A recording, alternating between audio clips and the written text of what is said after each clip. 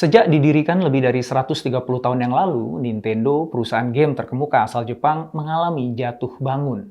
2 kali Nintendo berada pada titik nadirnya. Dan 2 kali pula muncul pahlawan yang menyelamatkan perusahaan. Pahlawan yang muncul dari tempat yang tidak terduga. Seorang petugas kebersihan dan seorang karyawan magang. Dari 2 orang ini lahir Game Boy, Donkey Kong, Mario Brothers, dan Legend of Zelda. Ini adalah kisah tentang inovasi yang bisa muncul dari siapa saja. Ini bisa jadi kisah Anda nanti.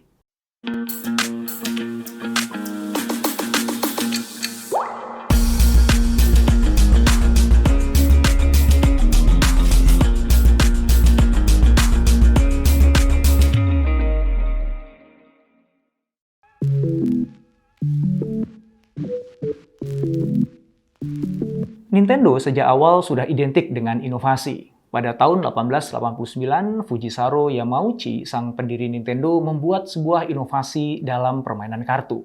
Kartu remi yang kita kenal saat ini masuk ke negara Jepang sejak abad ke-16 dan identik digunakan sebagai permainan untuk berjudi. Nah, seiring berjalannya waktu, kartu tersebut dilarang oleh pemerintah Jepang, mengikuti kebijakan ditutupnya Jepang untuk negara lain. Melihat situasi ini, Fujisaro justru melihat adanya peluang untuk berinovasi. Fujisaro menciptakan kartu dengan desain yang berbeda, yang kemudian dikenal dengan Hanafuda, yang berarti flower cards atau kartu bunga. Kartu remi yang populer dan kita tahu biasanya terdiri dari 4 jenis bentuk dan 12 angka. Fujisaro dengan idenya membuat Hanafuda yang terdiri dari 4 musim dan 12 bulan. Sangat cerdik kan ya? Fujisaro kemudian mendirikan perusahaan bernama Nintendo Koppai yang memproduksi dan menjual Hanafuda. Kata Koppai berarti kartu dalam bahasa Jepang. Hanafuda ini kian meningkat popularitasnya, terutama di kalangan Yakuza yang memainkan kartu ini untuk taruhan. Selama 1 dekade, Nintendo Koppai berhasil menjadi produsen kartu permainan terbesar di Jepang. Di tahun 1949, kedudukan Fujisaro sebagai presiden dari Nintendo Koppai digantikan oleh cucunya, Hiroshi Yamauchi, yang saat itu usianya 21 tahun. Usia muda dan pengalaman yang sedikit membuat para pekerja saat itu mempertanyakan kredibilitas dan kemampuan Hiroshi untuk menjalankan perusahaan. Namun, itu tidak membuat Hiroshi gentar. Ia justru berniat untuk melakukan perubahan di dalam bisnis Nintendo Koppai. Nintendo menjadi perusahaan pertama di Jepang yang membuat kartu berlapis plastik dan bekerjasama dengan Walt Disney dengan menampilkan gambar karakter Disney pada kartu-kartunya. Inovasi ini cukup efektif untuk menghalau persaingan dengan produk impor. Di saat yang sama, Nintendo dapat meraih pasar yang lebih luas, seperti ke anak-anak muda dan juga keluarga. Walaupun begitu, Hiroshi sadar bahwa ruang pengembangan dalam bisnis kartu ini terbatas. Maka Hiroshi memutuskan untuk mengubah nama perusahaan dari Nintendo Koppai menjadi Nintendo saja, agar bisnis perusahaan tidak terbatas hanya ke permainan kartu saja. Dengan perubahan itu, Nintendo kemudian meluncurkan beberapa produk seperti beras instan, perusahaan taksi, dan juga Love Hotel. Keputusan diversifikasi bisnis itu memang membuahkan penghasilan bagi Nintendo. Tapi ternyata nggak membuat Nintendo sukses. Karena terbebani biaya dan hutang yang banyak untuk pengembangan usaha baru tadi. Akhirnya Hiroshi memilih untuk menghentikan strategi diversifikasi itu dan kembali menjual Hanafuda dengan memperluas jalur distribusinya menggunakan department store dan toko mainan yang pada saat itu sedang berkembang pesat di Jepang. Sadar bahwa ia tidak bisa terus-menerus menggantungkan perusahaannya pada bisnis kartu, maka Hiroshi berupaya untuk mencari inovasi-inovasi baru. Dan untuk itu, ia mempekerjakan banyak sekali lulusan universitas teratas di Jepang. Tapi yang tidak disangka-sangka, ternyata berkembangnya Nintendo hingga bisa menjadi perusahaan gaming papan atas seperti sekarang, bukan dikarenakan para lulusan universitas terbaik tersebut, melainkan karena kontribusi seorang petugas kebersihan.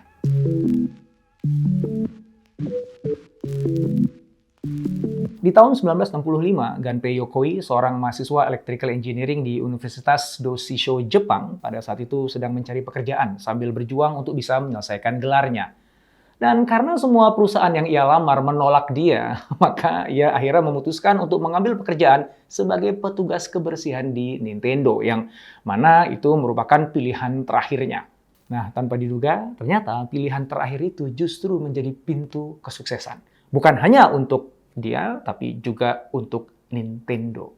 Suatu hari, di sela pekerjaannya, Gunpei iseng memotong potongan kayu, kemudian menyatukannya secara bersilangan. Dia kemudian menempelkan alat penjepit di ujungnya yang digunakannya untuk mengambil barang dari kejauhan.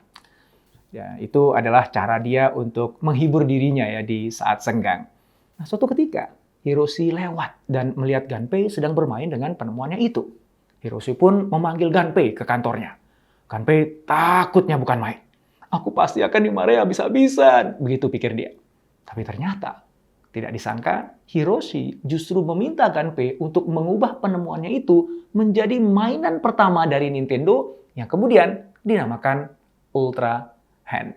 Penemuan itu menjadi salah satu permulaan perubahan-perubahan besar berikutnya yang membuat Nintendo tumbuh berkembang. Penjualan Ultra Hand tembus hingga lebih dari 1 juta unit, membuat Gunpei dipercayai untuk membuat mainan lainnya seperti 10 Billion Barrel Puzzle, Shiritori, Ultra Machine, dan Love Tester. Salah satu mainan buatan Gunpei yang sangat terkenal dan sukses adalah Beam Gun Series yang melahirkan Laser Clay Shooting System yang pertama. Gunpei membuat mainan sampai tahun 1974 ketika Nintendo memutuskan untuk membuat video game. Saat Gunpei berpergian di kereta api cepat Shinkansen, ia melihat seorang pengusaha yang tengah duduk bosan bermain-main dengan kalkulator LCD dengan menekan tombol-tombolnya. Nah, di situ Gunpei mendapat ide untuk membuat video game ini, yang kemudian disebut dengan Game & Watch. Nah, dari situ Gunpei membuat beragam permainan elektronik genggam, yang kemudian berujung pada penciptaan Game Boy, produk Nintendo yang sangat sukses secara global. Tahun 1977, Shigeru Miyamoto, seorang lulusan desain industri, masuk kerja di Nintendo sebagai karyawan magang di bagian perencanaan. Setelah gagal menembus pasar Amerika, Hiroshi perlu membuat permainan arcade baru. Sayangnya, semua desainer dan developer game di Nintendo sedang sibuk-sibuknya dengan proyek mereka masing-masing. Akhirnya, tugas itu jatuh ke Shigeru yang belum punya pengalaman membuat game sama sekali.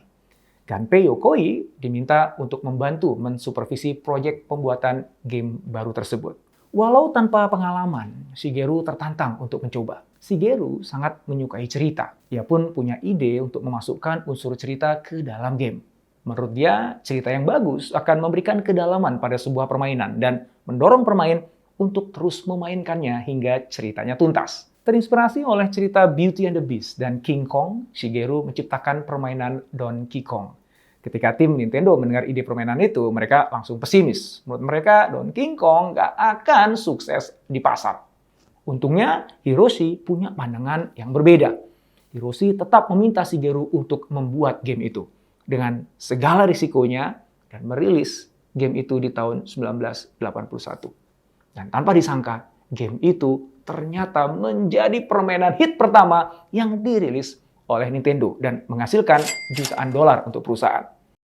Sejak saat itu, Shigeru terus berinovasi dengan memunculkan game-game yang mendominasi pasar seperti Mario Bros. Dan The Legend of Zelda.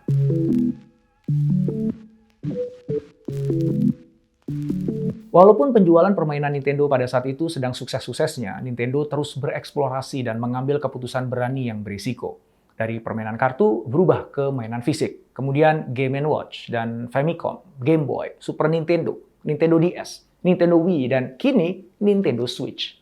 Selain inovasi dalam konsol permainan, Nintendo memenangkan pasar dengan menyediakan game yang menarik dan melahirkan karakter-karakter eksklusif yang sangat populer di dunia. Nintendo selalu memberikan rasa baru pada setiap game-game baru yang akan mereka luncurkan. Hal itulah yang membuat Nintendo mampu mempertahankan pelanggan mereka dalam waktu yang panjang. Di tahun 2021, Nintendo menguasai 29% market share. Nintendo memang bukan market leader di industrinya, namun perusahaan ini berhasil menjaga eksistensinya di dunia gaming di saat banyak perusahaan game yang pada saat itu bangkrut atau setidaknya mengalami penurunan. Sebutlah Sega, Atari, Bandai, Tomy, dan lain sebagainya. Salah satu hal yang membuat Nintendo terus berkembang adalah karena kegigihannya untuk terus berkarya dengan inovasi. Walaupun tentu saja ya, nggak semua produk permainan Nintendo itu berhasil. Seperti misalnya Wii U yang mendapatkan feedback negatif dari konsumen dan juga kritikus pada 2012 kemarin yang menyebabkan nilai saham Nintendo sempat turun 80%. Namun tentu saja kegagalan nggak membuat Nintendo berhenti berinovasi. Dan dari inovasi-inovasi tersebut, Nintendo mampu bangkit dan tumbuh lebih kuat. Sebagai pemimpin perusahaan, Hiroshi berani mengambil risiko sejak awal menduduki jabatannya. Dengan berinovasi dan terus mengeksplorasi setiap peluang yang dilihatnya, Hiroshi tidak takut untuk gagal. Justru hal itu dijadikan alasan untuk terus berkembang. Ia berani menjadi berbeda. Inovasi dan kreativitas pun membuahkan hasil di saat Hiroshi berani mengambil risiko dengan memberi kepercayaan pada seorang petugas kebersihan dan pegawai magang yang belum punya pengalaman.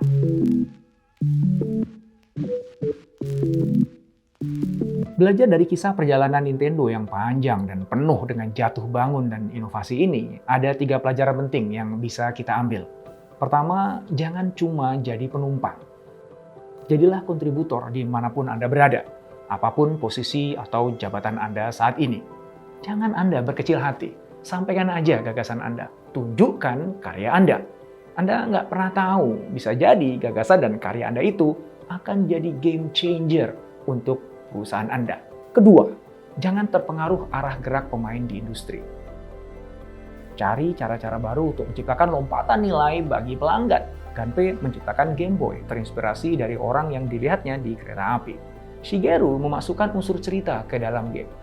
Kedua gagasan itu bukan pakem di industri pada saat itu.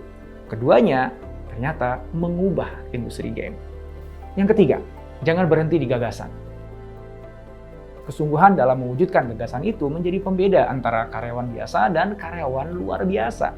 Merealisasikan gagasan inovatif itu berat, memakan waktu dan energi yang banyak. Apalagi jika harus berurusan dengan tekanan eksternal dan juga orang-orang yang nggak suka dengan gagasan kita. Kisah Gunpei dan Shigeru membuktikan pada kita bahwa siapa saja, termasuk Anda, bisa menjadi inovator yang mentransformasi industri. Bahwa keajaiban kerap kali muncul dari tempat yang tidak terduga. Nah, sekarang giliran Anda. Ayo, sampaikan gagasan Anda. Wujudkan inovasi Anda. Saatnya Anda menghadirkan keajaiban.